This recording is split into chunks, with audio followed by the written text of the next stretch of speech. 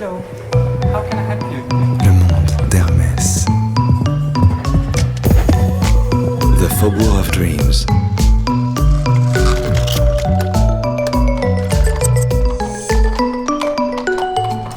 Today's topics: beehive, pedometer, and still loving you. Episode 1. Pierre-Alexis Dumas, Artistic Director. To begin this series of podcasts, and before digging deeper into the story of 24 Faubourg, let's go and meet the one person who probably knows it best since he spent so many days there as a child and teenager. He is the real dream maker here today. Bonjour Pierre-Alexis Dumas. It's a beautiful building. It's a building which doesn't really make sense when it's made. Built in 1924, finished in 1926. It doesn't look like avant-garde architecture in the 20s. It's a stripped neoclassical facade, could be 19th century, yet it's audacious in its dimension. It's kind of small and monumental. It looks like a small department store. It has a lot of elegance. It's really like a beacon of light in the city. And the success came right away for Émile Hermès when he built it. The first century, the 19th century, we are harness makers and saddle makers. And the 20th century, we enter in the 20th century after World War I, really, when my great-grandfather Émile Hermès built the Faubourg and decided to diversify from equestrian products to accessories for his clients. That's a big shift and a big innovation for this house. The Faubourg was for many years the headquarters of Hermès, the origin of everything. When I was a child and a teenager, the workshops were above the store. The logistics department was in the basement. The whole building was like a beehive, it still is, by the way. But all of Hermès was there. All of Hermès was concentrated in that very little building in the heart of Paris. So when you walk in a Faubourg today, you get this wonderful feeling of a presence. Of course, I am not rational when I say this, because I remember all the wonderful people who worked and worked there. Sorry, I almost said lived there, because my family actually lived in that building, in the previous building, before the Faubourg was built above it. But when you enter that store, there's a sense of a presence. It's lively. It has that energy which is you cannot create artificially. And then if you are lucky to go behind the scene, you feel a place which is very exciting. It's a building that had many transformations, but many places have not changed and are very moving. Je reviens, je laisse le sac là, je le mets en vitrine de suite. Le monde d'Hermès.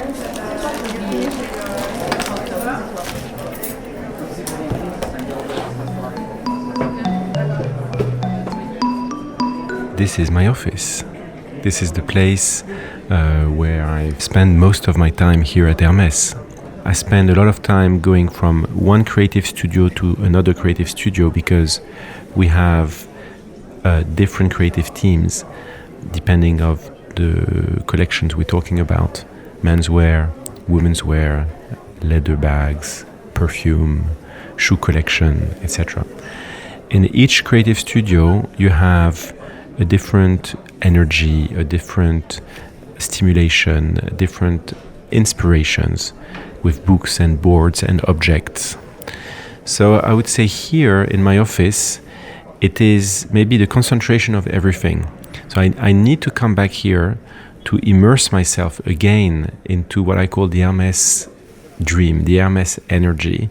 And then I have to go back and forth from one studio to the next. So this is my island. This is where I get my inspiration back. I have a tendency to accumulate objects and images. So my office is, the walls of my office are covered with prints, paintings, photography. Everywhere in my office I put a lot of objects. Some objects I found, some objects that my father gave me, some objects I bought, some objects which are prototypes. Each object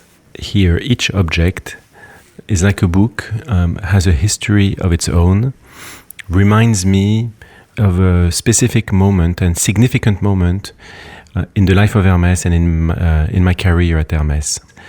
They like companions. They remind me of the past without being nostalgic, and they motivate me to dream of the future.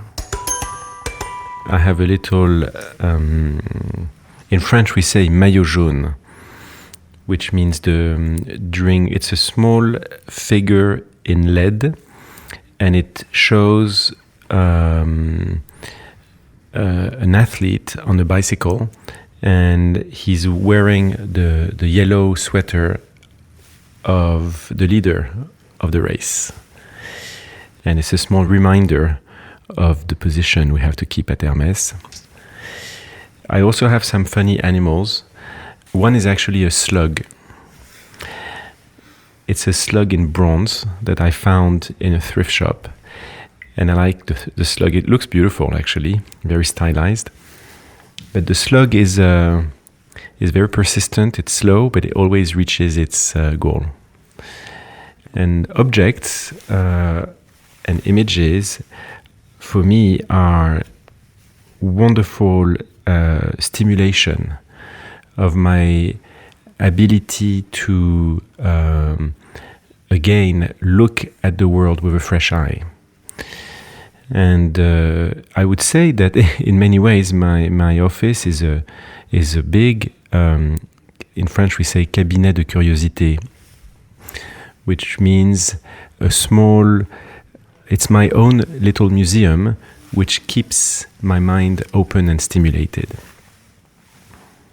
In the funny objects I have in my office, I have a wonderful little, it looks like a clock, but it's not a clock, that belonged to my father.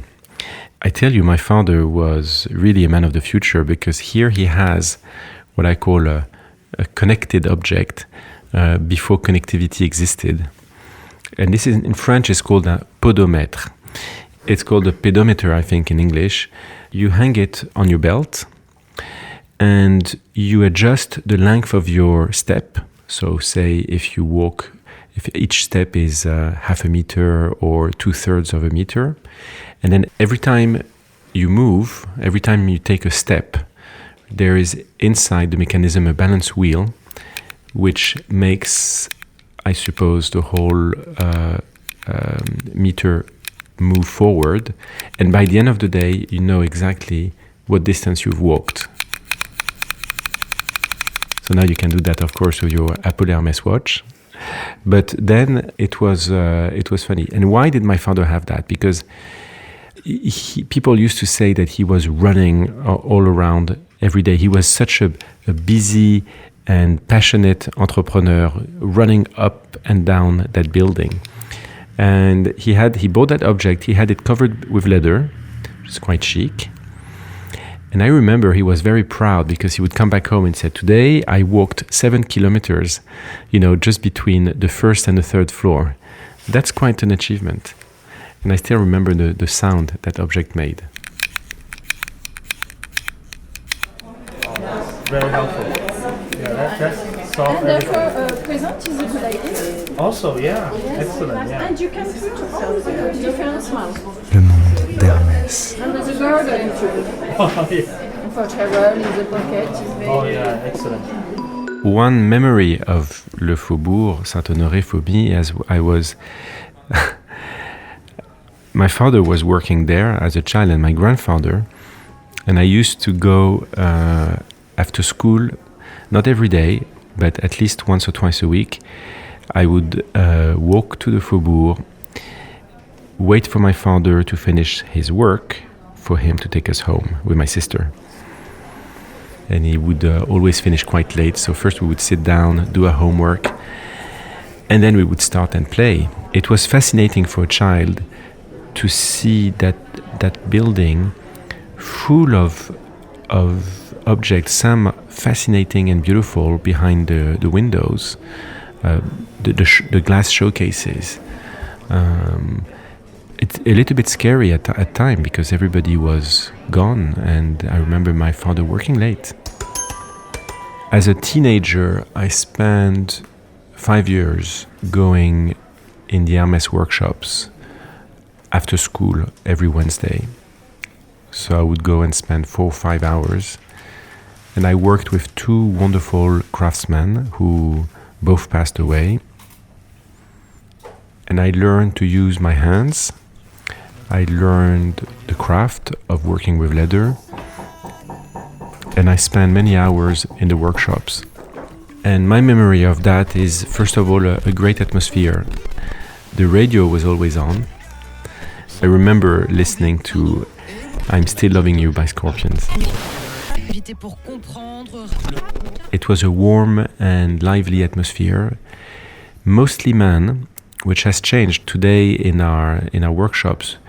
There's about 60% women and 40% men. It's funny to see how that profession has evolved in many ways.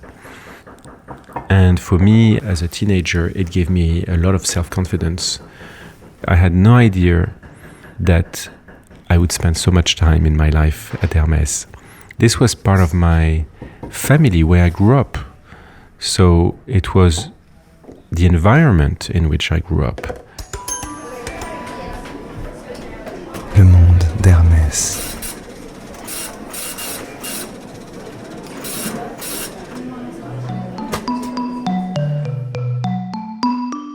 My first responsibility at Hermès is really to accompany all the creative studios to produce collections for Hermès season after season. However, in order to do that, I need to keep my mind open, and I need to somehow foresee what is about to come. I need to dream. So dreaming is an essential part of my work, but my first responsibility is to work with all the creative teams. And I have to create the conditions so that there's enough space for the dream to emerge and to be able to capture the unseen. So we are always dreaming. In 2019, we're going to celebrate at Hermès the dream of Hermès. But it doesn't mean that we are just going to dream in 2019. I think we've always been dreaming since 1837. I love the idea that I have an ancestor called Thierry Hermes, who was born in Krefeld, which is now in Germany. And he dreamt of going to Paris and open his workshop. And he actually walked all the way from Germany to Paris in 1820 and eventually opened his workshop. So the birth of Hermès is born out of a dream. Yes, dreaming is the fuel of desire. It is important even for us at Hermès to look at the culture of Hermès, at its history every year from a different angle. With the theme, we can reinvent ourselves, of course, but also understand Hermès better and deeper. And with that understanding, then we can again project Hermès in the future. The theme is also for me, an exciting way to give a certain unity to all the collections and to the communications of Hermès. In 2019, let's talk about dreaming.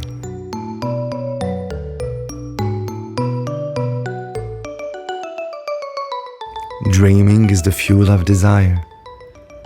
That should be everyone's motto, right? Well, now it's definitely mine. I can't wait to find out more about this mythical address. And to begin the begin, as Cole Porter used to say, let's meet in front of the 24 Faubourg, where the dream actually begins. À tout de suite.